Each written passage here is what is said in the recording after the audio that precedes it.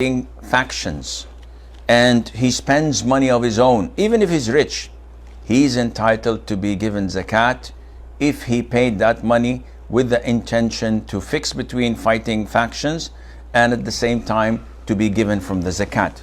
So these are the exceptions. Now, the needy part is also a little bit tricky. So we mentioned last time, if a person was interested in getting married and he doesn't have enough to get him married, okay, he has a job, he has a house, but he doesn't have money to furnish a house. He doesn't have money to pay for the dowry or to throw a walima in normal forms that are accepted in the society and the community. Such a person, we tell him that you are entitled to take from zakat. Likewise, a person who is a student of knowledge, and we have a lot of those in the West and the East, everywhere. So I know a student who has potentials and he can be a scholar or a highly decorated student of knowledge.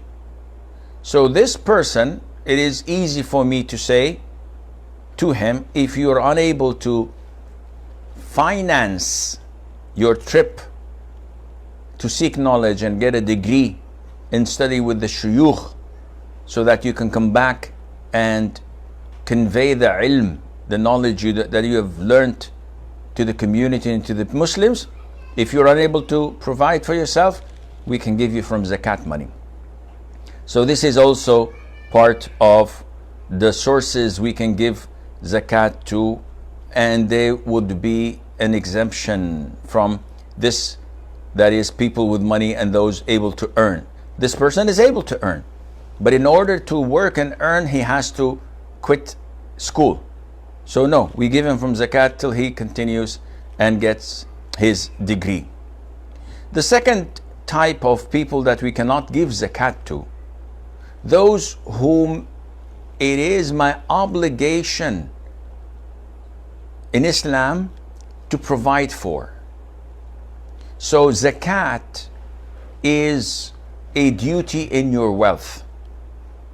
But at the same time, I have another duty, and that is to provide for my parents and for my descendants, for my offspring, and for my wife. These are those whom I am ordered to care for and to provide for. Generally speaking, they are those whom I would inherit if they were to die. And due to the fact that I am obliged to provide for, and I will benefit from if they were to die by inheriting, Islam prohibits me from giving them from the zakat, because I would be hitting two birds with one stone, and this is something that one should not do. Should not do, not because it's preferable, no, this is haram. I cannot go to my father and tell him, listen, this is $1,000 for a couple of months from my zakat money to buy food and to buy groceries, etc. This is not permissible.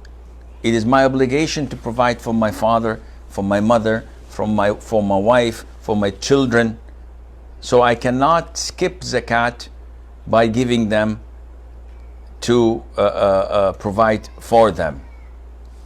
And some scholars made an exception when it comes for paying off their debts. So let's assume my father is in need of zakat. I cannot give him from zakat money. I have to provide for him the shelter, the food, the medical care, the whole 9 yards. But what if my father has a loan of $50,000 that he lost in a business, and all those who lent him want their money back, or they'll put him in jail? It is not part of my responsibility to provide for my father the payment of his loans.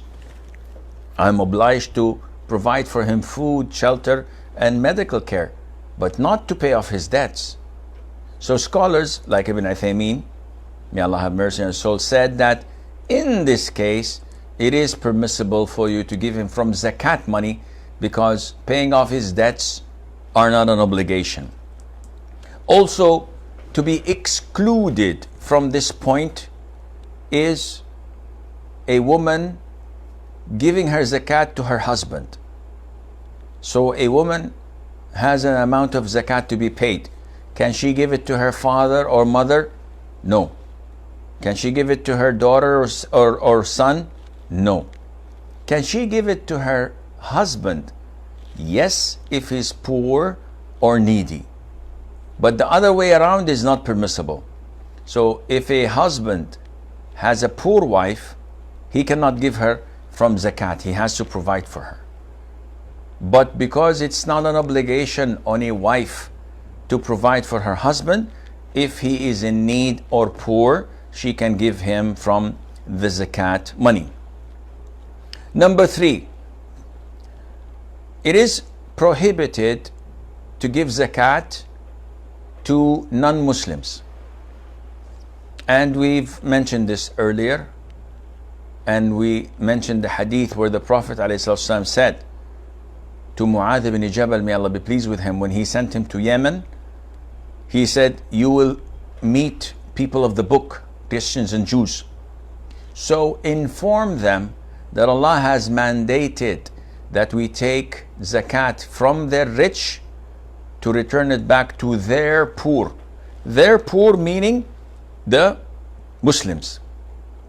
So we cannot give zakat to non-Muslims in the 8 categories, with the exception of one, which is those whom their hearts are inclined to Islam. And we mentioned that last class, so I will not go through it again. Number 4, the Prophet's descendants, sallallahu alaihi wasallam. So the people that belong to the Prophet alayhi salatu wasalam and descend from him, and we know that those descending from the Prophet alayhi salatu wasalam are from his grandsons and grandchildren, to be precise. So these are his descendants. These are Ahlul Bayt, and it's an issue of dispute whether Banu Hashim and Banu Abdul Muttalib are together in this prohibition, or only Banu Hashim. And the most authentic opinion is that both Banu Hashim and Banu Abdul Muttalib are prohibited from taking zakat. And this is what the majority of scholars say, because it is backed by a hadith that this is the filth and the dirt of people, and it's not permissible for us, Ahlul Bayt, to consume it. But some scholars like Shaykh Hassan bin Taymiyyah and others said that this prohibition stands only when the people from the descendants of the Prophet ﷺ are given their share in the 5th, which is al-Khumus, and this is taken from the Muslim treasury, Baytul Mal. But if they're not, as the case is nowadays, if they're not given their rights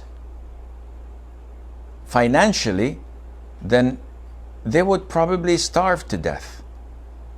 So due to the fact that no one is giving them their rights, scholars say that we should not let them suffer and need. We should give them from zakat money, because they were deprived from their rights initially.